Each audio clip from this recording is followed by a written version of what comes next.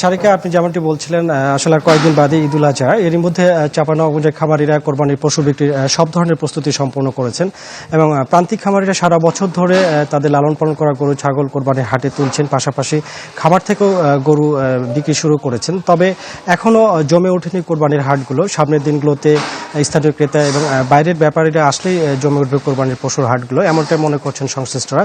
এছাড়া প্রাণী সম্পদ অধিদপ্তর জানিয়েছে যে সম্পূর্ণ প্রাকৃতিক উপায়ে লালন পালন করা এই জেলার গরুর চাহিদা দেশব্যাপী, যেগুলো স্থানীয় চাহিদা মিটিয়ে সরবরাহ করা হবে দেশের বিভিন্ন প্রান্তে। এবং এবারও 50,000-এর অধিক উদ্বৃত্ত পশু দেশের বিভিন্ন প্রান্তে পাঠানোর প্রস্তুতি নিচ্ছেন এই জেলার খামারিরা।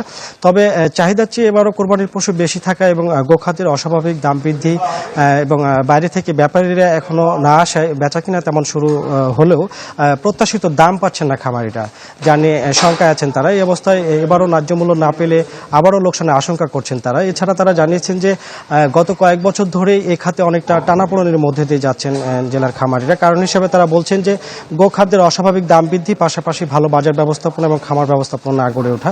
এই জন্য প্রতি বছরই জেলায় বন্ধ হচ্ছে অনেক ছোট বড় খামার, তৈরি হচ্ছে না নতুন কোনো উদ্যোক্তা। ফলে দিন দিন এই খাতে তৈরি হচ্ছে এক ধরনের অনিশ্চয়তা এবং গরু লালন পালনের সংখ্যাও খামারগুলোতে কিন্তু কমে আসছে। শারিকা। আনোয়ার, ধন্যবাদ আপনাকে। দর্শক, কোরবানির গরু নিয়ে জানাতে চাঁপাইনবাবগঞ্জ থেকে যুক্ত হয়েছিলেন সহকর্মী আনোয়ার হোসেন।